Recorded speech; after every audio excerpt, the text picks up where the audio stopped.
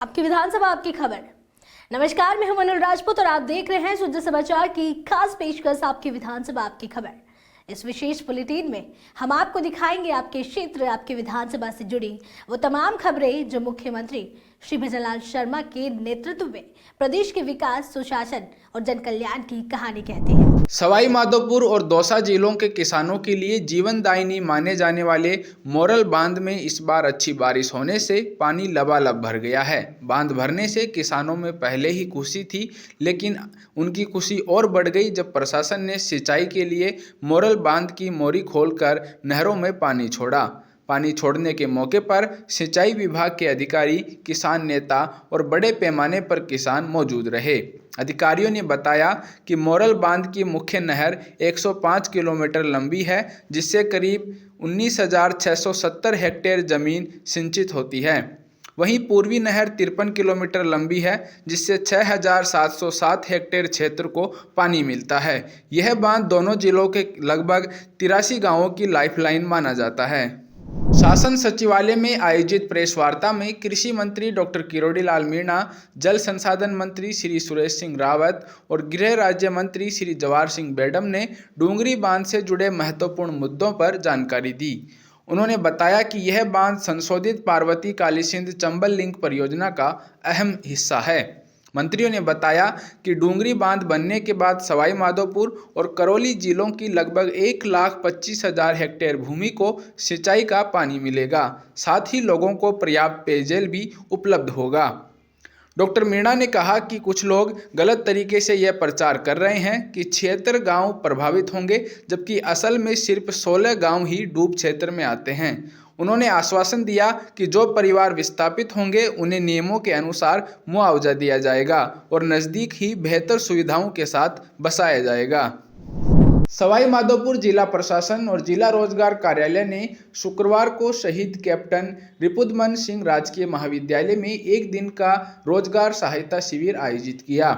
इस शिविर में निजी क्षेत्र की 28 बड़ी कंपनियों और संस्थानों ने हिस्सा लिया और मौके पर ही बेरोजगार युवाओं के इंटरव्यू लिए। अतिरिक्त जिला कलेक्टर श्री संजय शर्मा ने शिविर का निरीक्षण किया और युवाओं को प्रोत्साहित किया। शिविर में कुल 703 युवाओं का प्राथमिक चयन किया गया, जिससे जिले में रोजगार बढ़ाने के प्रयासों को बड़ी मजबूती मिली है। सवाई माधोपुर जिला परिषद की साधारण सभा और जिला आयोजना समिति की बैठक शुक्रवार को जिला प्रमुख सुदामा देवी मीना की अध्यक्षता में और सीईओ श्री गौरव बुडानिया की उपस्थिति में जिला परिषद सभागार में हुई। बैठक में पानी, बिजली, सड़क, चिकित्सा, शिक्षा और कृषि जैसे आम जनता से जुड़े मुद्दों पर विस्तृत चर्चा की गई। जिला प्रमुख ने अधिकारियों को निर्देश दिया कि वे जनता की समस्याओं का जल्द और संवेदनशील समाधान सुनिश्चित करें। राज्य सरकार ने शुक्रवार को पूरे राजस्थान में पंचायतों के पुनर्गठन और नई पंचायतें बनाने की अधिसूचना जारी कर दी। इसके बाद कई ग्राम पंचायतों की सीमाओं में बदलाव हुआ है। नई पंचायतें बनने और गांवों की संख्या बढ़ने के साथ अब सरपंच, उप सरपंच और वार्ड पंचों के पद भी बड़ी संख्या में बढ़ जाएंगे। आने वाले पंचायत चुनाव अब नई परिसीमन के अनुसार ही होंगे। पंचायत समिति अटरू से मिली रिपोर्ट के अनुसार पुनर्गठन के बाद बिछालस और गंदौलिया को नई पंचायत के रूप में बनाया गया है। जोधपुर प्रशासन और राजस्थान प्रदूषण नियंत्रण बोर्ड के संयुक्त प्रयास से शेरगढ़ क्षेत्र में शुक्रवार को अवैध कपड़ा धुलाई की 5 फैक्ट्रियों को नष्ट किया गया। यह कार्रवाई क्षेत्र में दूसरी बार की गई बड़ी कार्रवाई है। उपखंड अधिकारी श्री विक्रांत शर्मा और तहसीलदार श्री दिनेश चंद ने बताया कि हरि सिंह नगर, रामगढ़ में 4 और तेना गांव में 1 मशीन पर कार्रवाई की गई। कार्रवाई के लिए जेसीबी का उपयोग किया गया। शेरगढ़ विधानसभा क्षेत्र में 100 नई ग्राम पंचायतों का गठन किया गया है। इसके बाद अब शेरगढ़ में कुल ग्राम पंचायतों की संख्या 107 से बढ़कर 207 हो गई है। राज्य सरकार ने इस संबंध में अधिसूचना जारी की है। विधायक श्री राठौड़ की अनुशंसा पर नए ग्राम पंचायतों का शतक पूरा होने पर ग्रामवासियों ने आतिशबाजी की, पटाखे फोड़े और मिठाई बांटी, जिससे खुशी का जश्न मनाया गया। ऐतिहासिक गुरुद्वारा बुड्ढा जोहड़ साहिब में श्री गुरु तेग बहादुर जी की 350वीं शताब्दी का उत्सव बड़े ही श्रद्धा और उत्साह के साथ आयोजित किया गया। समारोह में दमदम साहिब से आए पंज प्यारे साहिबान ने अमृत पान की सेवा की, जबकि कथावाचक डाडी और रागी साहिबान ने संगत को गुरबाणी की अमृतवाणी से निहाल किया। इस अवसर पर राजस्थान सरकार की ओर से 3 करोड़ 30 लाख रुपए की लागत से नए लंगर घर के निर्माण की भी घोषणा की गई। इसकी नींव दमदम साहिब से आए 5 प्यारों द्वारा रखी गई। इससे आने वाले समय में श्रद्धालुओं को और अधिक सुविधाएं मिलेंगी। राजस्थान सरकार ने राज्य के सभी जिलों में पंचायत पुनर्गठन और नई पंचायतों के गठन की अधिसूचना जारी की है। इसी के तहत टिब्बी पंचायत समिति क्षेत्र में 5 नई ग्राम पंचायतों का गठन किया गया है। इससे क्षेत्र की कुल ग्राम पंचायतों की संख्या पूर्व की 29 से बढ़कर 34 हो गई है।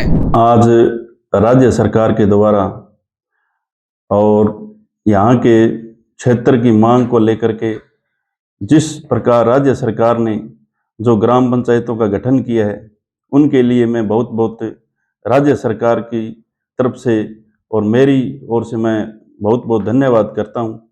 और आज की जो पंचायत समिति क्षेत्र है उसमें पहले 29 ग्राम पंचायतें थी, अभी 34 ग्राम पंचायतें हो गई। और इस ग्राम पंचायतों में जिस प्रकार पहले चाऊवाड़ी और एक पंचायत थी, उसके अंदर बुरहानपुरा को नई ग्राम पंचायत बनाया गया है।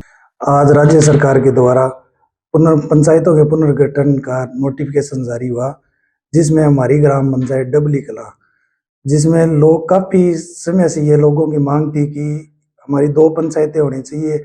हमारी ग्राम पंचायत के अंदर 15 चक थे। तो राज्य सरकार और माननीय पूर्व विधायक गुरदीप सिंह साहबणी का हम तहे दिल से धन्यवाद करते हैं कि उन्होंने प्रयासरत होकर हमारी ग्राम पंचायत को 2 भागों में बनाया। इससे ग्राम पंचायत अलग होने से राजनीतिक सहभागिता बढ़ेगी और रोजगार के भी ज़्यादा उत्पन्न होंगे रोजगार। राजस्थान सरकार के ग्रामीण विकास और पंचायती राज विभाग ने बेगू पंचायत समिति क्षेत्र की ग्राम पंचायतों का पुनर्गठन और नया सीमांकन कर दिया है। अब इस क्षेत्र में कुल 35 ग्राम पंचायतें होंगी, जबकि पहले केवल 31 थीं। राज्य सरकार ने इस पूरे प्रस्ताव को जैसा का तैसा मंजूरी दे दी है। यह निर्णय बेगू क्षेत्र के ग्राम प्रशासन को और मजबूत, व्यवस्थित और विकासोन्मुख बनाने में मदद करेगा। प्रदेश भर में चल रहे विशेष गहन पुनरीक्षण कार्यक्रम के तहत डूंगरपुर जिले में बूथ लेवल अधिकारियों ने गणना पत्र वितरण, संग्रहण और डिजिटाइजेशन के पहले चरण का काम 100% पूरा किया। इस उपलब्धि के लिए उन्हें निर्वाचन विभाग की ओर से सम्मानित किया गया।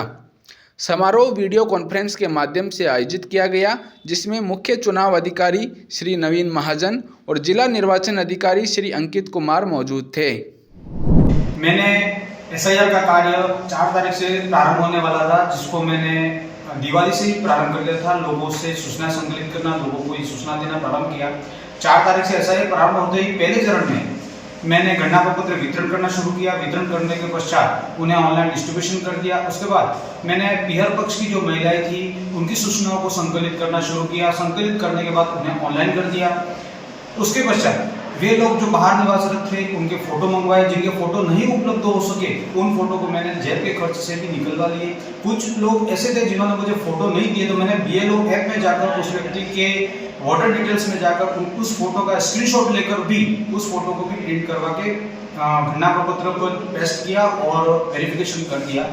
डूंगरपुर जिले में अब आमजन बच्चों को झाड़ियों, खाली मकान या कचरे में फेंकने की बजाय सुरक्षित परित्याग करने की प्रक्रिया अपना रहे हैं। इससे बच्चे का भविष्य सुरक्षित रहता है और मानवता भी बनी रहती है।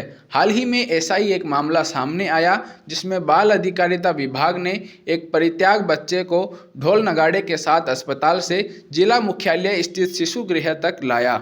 शिशु गृह में बच्चे का उचित स्वागत किया गया। अब उसकी देखभाल विभाग की ओर से की जाएगी। आगे चलकर नियमों के अनुसार बच्चे को गोद देने की प्रक्रिया पूरी की जाएगी, ताकि उसे माता पिता का प्यार मिल सके। हाल ही में सागवाड़ा ब्लॉक में एक दंपति के द्वारा उनके बच्चे का परित्याग कर दिया गया।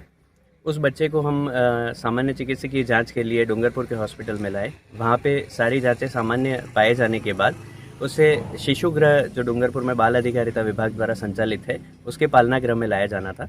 तो हॉस्पिटल से शिशु गृह तक लाने की जो प्रक्रिया है उस बच्चे को हम ढोल नगाड़े के साथ धूमधाम से लेके आए। इसके पीछे की वजह ये थी कि आम जन में ये अवेयरनेस फैल सके कि किसी बच्चे का जब परित्याग किया जाना है, चाहे उसका कोई भी कारण हो, तो उसका सुरक्षित परित्याग हो, वो इस पालना गृह के अंदर छोड़ के जाए। उससे उन पर कोई कानूनी कार्रवाई भी नहीं होगी और उस बच्चे का भविष्य भी सुधरेगा, क्योंकि बहुत जल्दी ये बच्चे एडॉप्शन में दे दिए जाते हैं। तो एडॉप्शन में लेने के बाद अच्छी फैमिलीज में जब वो जाते हैं तो उनका ब्राइट फ्यूचर हो जाता है। बांसिया स्थित धुनी मगरी धाम में शुक्रवार को परंपरागत 12 बीज मेला आयोजित हुआ। सुबह से ही भक्तों की भीड़ उमड़ी। संत गिरवर गिरी, अजमल गिरी और प्रेमगिरी महाराज की मौजूदगी में मेले का शुभारंभ हुआ। मुख्य मेले में कैबिनेट मंत्री श्री बाबूलाल खराड़ी मौजूद रहे। धर्मसभा में मंत्री श्री खराड़ी ने धाम के विकास के लिए 1 करोड़ रुपए से सत्संग भवन निर्माण और परिक्रमा मार्ग पर सीसी सड़क निर्माण की घोषणा की।